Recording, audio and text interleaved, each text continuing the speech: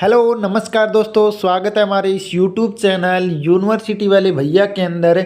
और आज की इस वीडियो के माध्यम से हम आपको बताने वाले हैं राजस्थान के अंदर जितने के जितने विश्वविद्यालय है, चाहे महाराजा गंगा सिंह विश्वविद्यालय हो, चाहे महर्षि दयानंद विश्वविद्यालय हो, चाहे राजस्थान विश्वविद्यालय हो और चाहे यूनिवर्सिटी ऑफ कोटा हो, जितने के जितने विश्वविद्यालय है, चाहे पंडित दीनदयाल शेखावाटी यूनिवर्सिटी हो, सबके जो BA BSc BCom first year है उसके बच्चों को बहुत ज़्यादा डाउट होगा, क्योंकि वो 12वीं के बाद पहली बार जब कॉलेज की परीक्षा देते हैं तो उनके मन में बहुत ही डर होता है कि हमारी जो परीक्षा है किस प्रकार से होगी।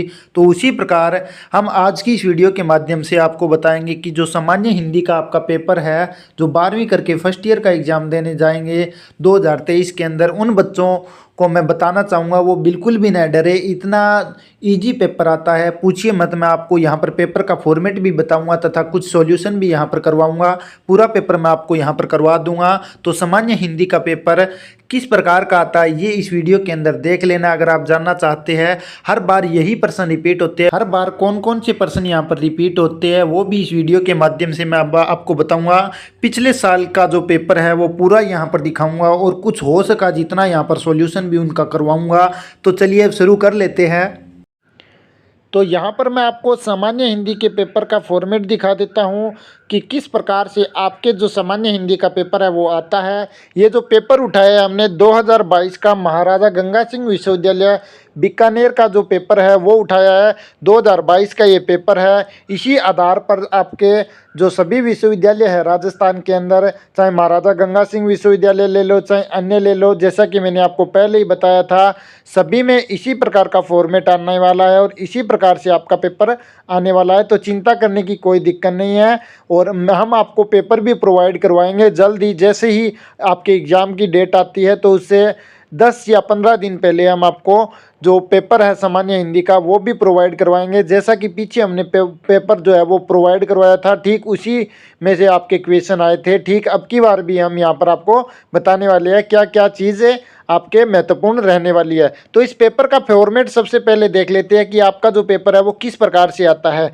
पिछली बार तो देखिए 1.5 घंटे का समय दिया गया था और पेपर में कुछ नियम और रेगुलेशन बनाए गए थे, उसी अनुसार पेपर करना था। यानी कि आपके एडमिट कार्ड पे भी लिखा आया था और विश्वविद्यालय ने एक अलग से, सभी विश्वविद्यालयों ने एक अलग से नोटिस जारी करके भी बताया था कि सामान्य हिंदी या फिर कंप्यूटर का या फिर ज्योग्राफी के पेपर में ये क्वेश्चन आपको करने होंगे। ठीक है, तो अब की बार भी ऐसा ही कुछ होने वाला है। तो जैसे ही ये कोई नोटिस आएगा तो वो बाद की बात है। एक बार हम पिछले पेपर का रिवीजन कर लेते हैं कि किस प्रकार का पेपर आता है। बहुत सारे बच्चे जो फर्स्ट ईयर यानी कि 12वीं से आए और फर्स्ट ईयर कर रहे हैं तो उनके मन में यही डाउट होता है कि सामान्य हिंदी 3 बार में कंप्लीट, 3 मौके क्यों दिए जाते हैं, क्या इतना बड़ा टॉपिक होता है। लेकिन ऐसा कुछ नहीं होता है, नॉर्मल सी चीज़ें होती है।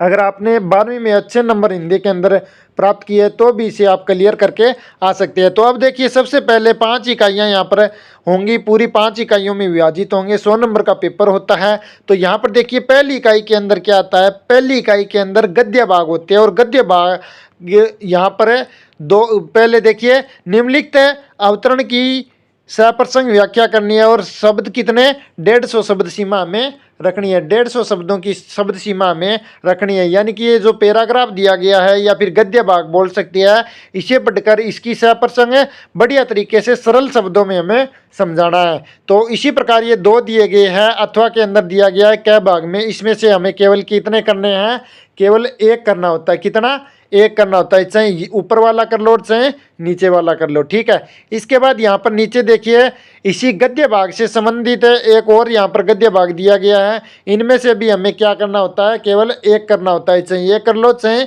ये कर लो। ठीक है, इसके बाद यहाँ पर देखिए ब भाग आ गया। इसका ब भाग के अंदर गद्य भाग से संबंधित है, ऊपर वालों से संबंधित नहीं कह सकते, लेकिन गद्य जितने की जितने आपके गद्यांश है आपके सिलेबस के अंदर जो यूनिवर्सिटी ने बनाया है उसी के हिसाब से यहाँ पर गद्य भाग से कुछ क्वेश्चन लिए जाएंगे। जैसे कि ये क्वेश्चन लिया गया है, पृथ्वीराज की आंखें शीर्षक एकांकी का मूल भाव स्पष्ट करते हुए अंतर्निहित संदेश व्यक्त कीजिए और शब्द सीमा हमें कितनी रखनी है, 250 शब्द सीमा। इसी के साथ ठिठुरता हुआ गणतंत्र निबंध में निहित व्यंग्य की हमें क्या करनी है, समीक्षा करनी है। जो छोटे क्वेश्चन होंगे वो मैं यहाँ पर आपको हल करवा दूंगा, ये जो बड़े क्वेश्चन है ये यहाँ पर हल करवाने पॉसिबल नहीं है। ठीक है। इसके बाद यहाँ पर देखिए गद्य भाग से संबंधित एक और यहाँ पर दिया गया है, रांगेय रागों का संक्षिप्त परिचय देते हुए हमें अदम्य जीवन रचना का सार अपने शब्दों में लिखना है। और इसी के साथ अथवा में हमें दिया गया है, इस मौसम में मुहर्रम ही ठीक था, होली कुछ जल्दी आई में रामविलास शर्मा किस मौसम की ओर संकेत कर रहे हैं। भैया के नाम पाती रचना के आधार पर हमें क्या करना है, इसका स्पष्ट करना है या फिर इसका विवरण देना है। तो ये पहली यूनिट कंप्लीट हो गई है, या फिर बोल दें हिंदी भाषा में कि पहली इकाई कंप्लीट हो चुकी है। अब दूसरी इकाई आती है, दूसरी इकाई आती है पूरी पद्यांश की। पहली गद्यांश भाग यानी कि गद्य भाग की, दूसरी पद्य भाग की होगी। पद्य भाग के अंदर यहाँ पर ये दिए गए हैं, निम्नलिखित पद्यांश की हमें क्या करनी है, सप्रसंग व्याख्या करनी है। और शब्द सीमा हमें यहाँ पर कितनी दी गई है, यहाँ पर भी 150 शब्द सीमा दी गई है। तो इसे पढ़ना है और हिंदी में इसका विवरण देना है। यहाँ पर भी 2 दिए गए हैं अथवा के अंदर, ये करो चाहे ये करो। इसी प्रकार एक और दिया गया है, क और ख भाग, चाहे ऊपर वाला करो और चाहे नीचे वाला करो, ठीक है। और इसके बाद ये जो पद्य भाग है इसके कुछ यहाँ पर प्रश्न दिए गए हैं, पद्यांश से संबंधित ही प्रश्न यहाँ पर दिए गए हैं। जैसे मीरा की जो भक्ति भावना है उसके ऊपर हमें क्या करना है, प्रकाश डालना है। श्री कृष्ण के प्रति जो मीरा की भक्ति भावना है उसको हमें प्रकाशित करना है सरल शब्दों में। और शब्द कितने होने चाहिए, लगभग 250 शब्द होने चाहिए। एक चीज़ मैं आपको यहाँ पर बतानी भूल गया, बता देता हूँ, 1 मिनट का समय लगेगा। यहाँ पर देखिए जो फर्स्ट यूनिट है वो कितने नंबर की है, तो फर्स्ट यूनिट यहाँ पर देखिए 5 नंबर की यहाँ पर और 5 नंबर की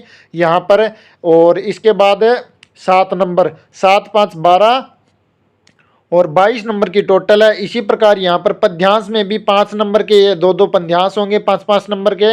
यहाँ पर देख सकते हैं 5-5 नंबर के ये क्या है, पद्यांश दिए गए हैं। और इसके बाद यहाँ पर पद्यांश के जो प्रश्न है वो 7-7 नंबर के प्रश्न यहाँ पर दिए गए हैं, ठीक है। 2 प्रश्न दिए गए होंगे, 7 दूनी 14 और 10 ऊपर वाले 24 नंबर। 24 नंबर की देखिए मैं आपको बता देता हूँ, 24 नंबर की फर्स्ट यूनिट, 24 की ही दूसरी यूनिट यहाँ पर रहेगी। 48 नंबर का काम यहाँ पर पहली और दूसरी यूनिट के अंदर सरल शब्दों में कंप्लीट हो गया है। चाहे आप नॉर्मल से पढ़े हो तो यहाँ पर कर सकते हैं। अब तीसरी इकाई आ जाती है। तीसरी इकाई में एक गद्यांश दिया गया है, इसका क्या करना है, हमें उपयुक्त शीर्षक देते हुए इसका सारांश लिखना है, ठीक है। 3+2 यानी कि 5 नंबर का इसमें कार्य आएगा।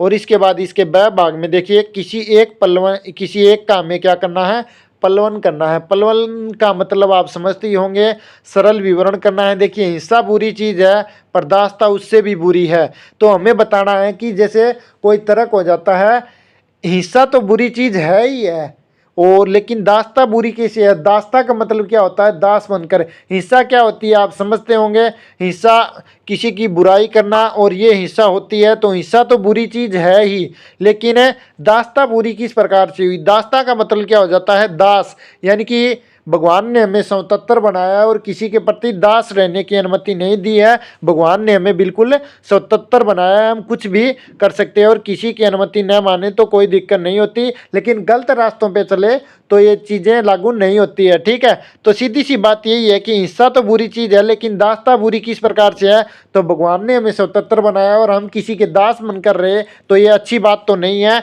इसीलिए यहाँ पर ये क्लियर हो जाता है कि हिंसा तो हमेशा के लिए बुरी चीज़ है, पर दास्ता उससे भी बुरी इसीलिए है।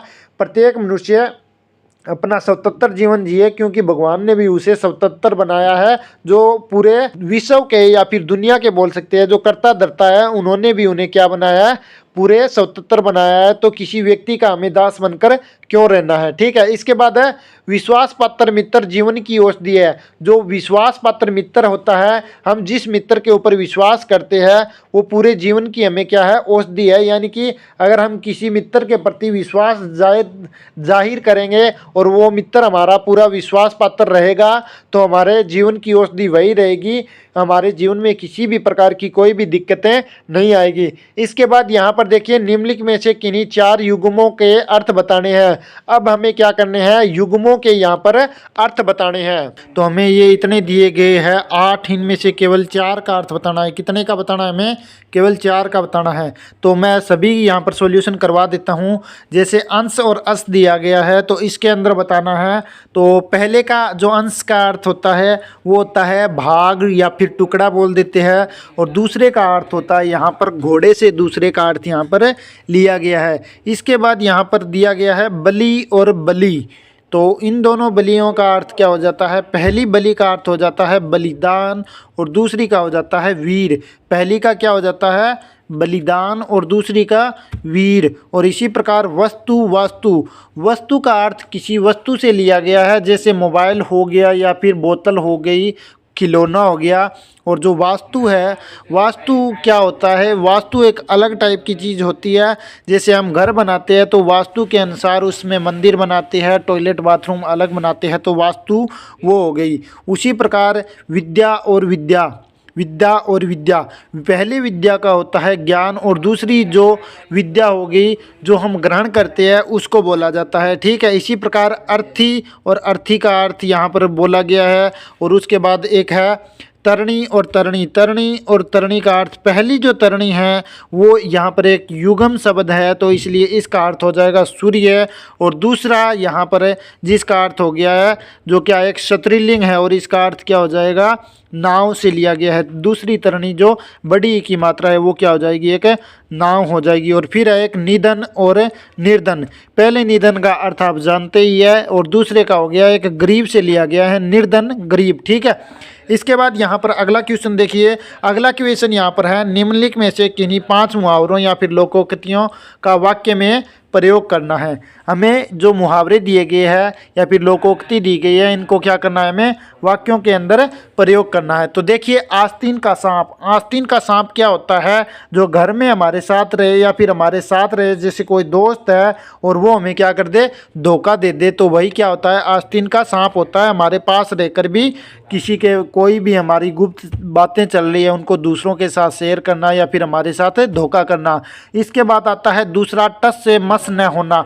टस से मस न होना, इसका अर्थ क्या होता है, टस से मस न होना, इसका अर्थ हो जाता है जो अपनी बात है उस पे अड़े रहना। ठीक है, इसके बाद ढाक के 3 पात, ढाक के 3 पात का मतलब हो गया हमेशा एक जैसा रहना। ठीक है, पेट में दाढ़ी, पेट में दाढ़ी का मतलब हो गया कम उम्र में चतुर या फिर चालाक होना। ठीक है, इसके बाद यहाँ पर देखिए एक हाथ से ताली नहीं बजती। तो सीधी सी बात है, जब भी हमारी कोई छोटी मोटी बात हो जाती है घर पर या फिर दोस्त परिवार के साथ, तो हम बोल देते हैं कि एक हाथ से तो ताली नहीं बजती है, खोट दोनों का होता है। तो सीधी सी बात है, झगड़ा एक तरफ से नहीं होता, दोनों का कुछ ना कुछ यहाँ पर गलती होती है। इसके बाद चूहे का बच्चा बिल ही खोदेगा, चूहे का बिल क्या करेगा, बिल ही खोदेगा। तो यहाँ पर जातीय संस्कार से आप ले सकते हैं, जिस प्रकार से बच्चे को रहन सहन होगा उसी प्रकार के वहाँ पर उस बच्चे के अंदर गुण आएंगे, यानी कि जिस प्रकार का उसके माता पिता दूसरों के साथ व्यवहार करेंगे या फिर खान पान होगा तो उसी प्रकार से बच्चा करेगा। तो सीधा सा मतलब यही हो गया, जैसे चूहे का काम क्या हो गया,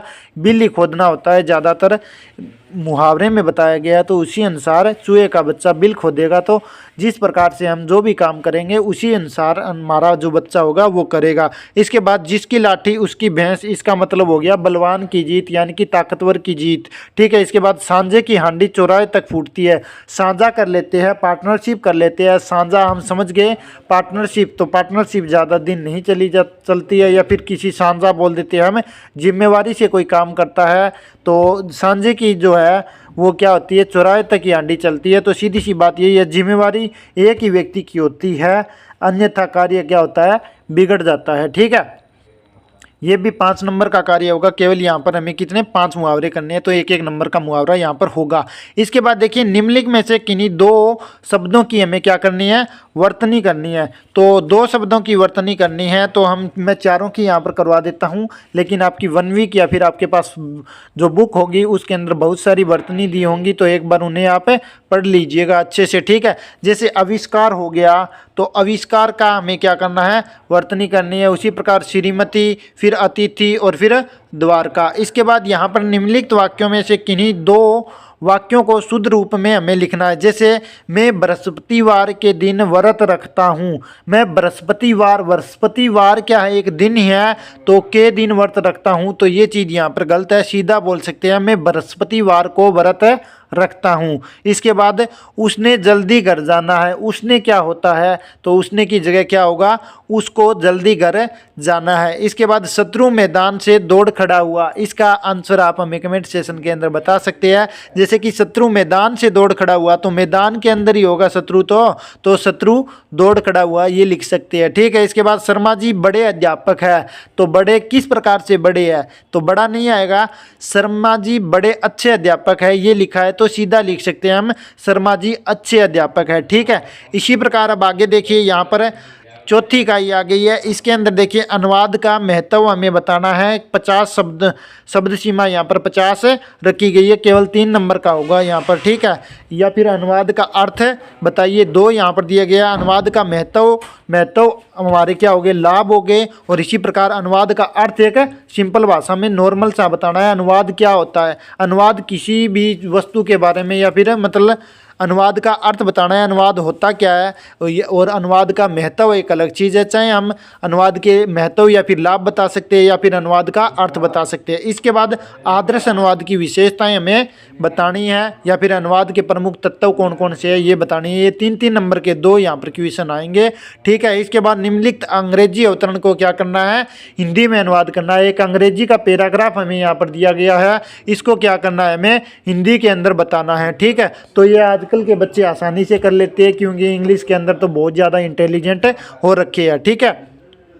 इसकी शब्द सीमा 300 शब्दों में ही होनी चाहिए।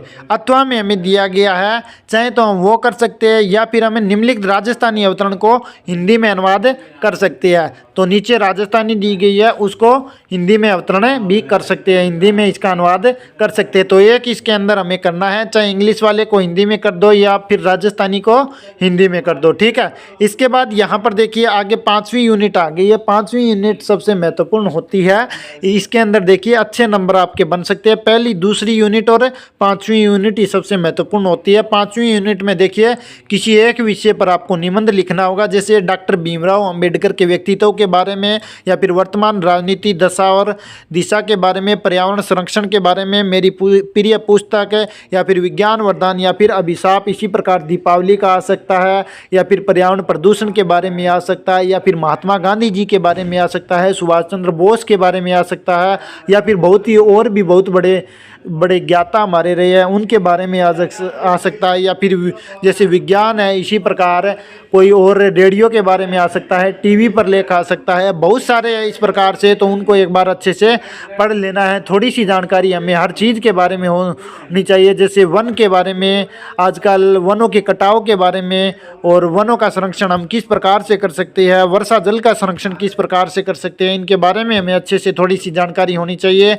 और इसके बाद यहाँ पर देखिए स्वयं को लोकरंजन मानते हुए अपने महाविद्यालय में क्या करना है, विषय परिवर्तन हेतु एक प्रार्थना पत्र लिखना है। अपने महाविद्यालय में, अपने कॉलेज के अंदर आप विषय परिवर्तन करना चाहते हैं, सब्जेक्ट चेंज करना चाहते हैं, उसके लिए स्वयं को क्या मानना है, आपको लोकरंजन मानते हुए अपने महाविद्यालय के अंदर एक सब्जेक्ट चेंज के लिए एक प्रार्थना पत्र लिखना है। ये कोई बड़ी बात नहीं है। इसी प्रकार आप कि कहीं पर शादी में जा रहे हैं, या फिर स्वयं को अमित मानते हुए, या फिर लोकरंजन मानते हुए आपको सरपंच महोदय को, विधायक महोदय को, या फिर तहसीलदार महोदय को, किसी को भी एक पत्र लिखना पड़ सकता है। तो उसके बारे में थोड़ी सी जानकारी होनी चाहिए कि किस प्रकार से हमें शब्दों को पिरोना है। तो ये कोई बड़ी बात नहीं है, ये भी अच्छा क्वेश्चन है। या फिर अपने मित्र को RAS मुख्य परीक्षा के पश्चात साक्षात्कार की सफलता देने हेतु आपको क्या करना है, बधाई पत्र देना हो सकता है। या फिर दीपावली की छुट्टियां के लिए आप कहाँ पर गए हैं, शेयर करने के लिए गए हैं, तो वहाँ का भी आपको जो है वो निबंध लिखने को बोला जा सकता है। तो इस प्रकार से यहाँ से ये क्वेश्चन पूछे जाएंगे। तो ये इतने ही क्वेश्चन यहाँ पर है। इसी प्रकार जो मोस्ट इंपॉर्टेंट क्वेश्चन होंगे 2023 के लिए उसकी वीडियो ही हम एग्ज़ाम से बहुत ही जल्द लगभग 1 महीने पहले आपके सामने लेकर आएंगे। अभी तो सभी यूनिवर्सिटी के लिए जो है वो एग्ज़ाम का बहुत सारा टाइम पड़ा है। अभी तो सप्लीमेंट्री के एग्ज़ाम चल रहे हैं, उसके बाद फॉर्म भरे जाएंगे, तो अभी काफ़ी टाइम है, आप चिंता न करें। आपका भाई आपके साथ है, आपका गुरुदेव आपके साथ है, हर प्रकार की हेल्प मैं करूँगा। जैसा कि पीछे हमने पेपर बनाए थे 60 से 70 नंबर के आपके जो हमारे पेपर है वो आपके पेपर में देखने को मिले थे, उसी प्रकार अब की बार भी हम मॉडल पेपर आपके सामने लेकर आएंगे। हम 24 घंटे आपके लिए मेहनत करते रहेंगे, आप चिंता न करें। तो इस वीडियो में इतना ही। आशा करता हूँ आपको हमारी वीडियो पसंद आई होगी। साथ में मैं आपको बताना चाहूँगा आप हमारे टेलीग्राम ग्रुप से जुड़ जाइएगा, वहाँ पर हम समय के ऊपर बड़ी बड़ी जानकारी आपको देते रहते हैं। और जैसे ये मॉडल पेपर बनाते हैं तो वीडियो बाद में डालते हैं, सबसे पहले हमारे टेलीग्राम ग्रुप के ऊपर डालते हैं, तो वहाँ पर भी आप ज्वाइन हो जाइएगा और अपने दोस्तों को भी ज़्यादा से ज़्यादा संख्या में जोड़िएगा। ये आपसे निवेदन है ताकि हर बच्चे के अच्छे परसेंटेज बन सके और अच्छी राय पर वो चल सके। तो इस वीडियो के माध्यम से इतना ही। आशा करता हूँ आपको हमारी वीडियो पसंद आई होगी। दोस्तों अगर आपको हमारी वीडियो पसंद आई है तो कृपया करके अपने सभी दोस्तों के साथ वीडियो को शेयर करें, लाइक करें, कमेंट करें। धन्यवाद।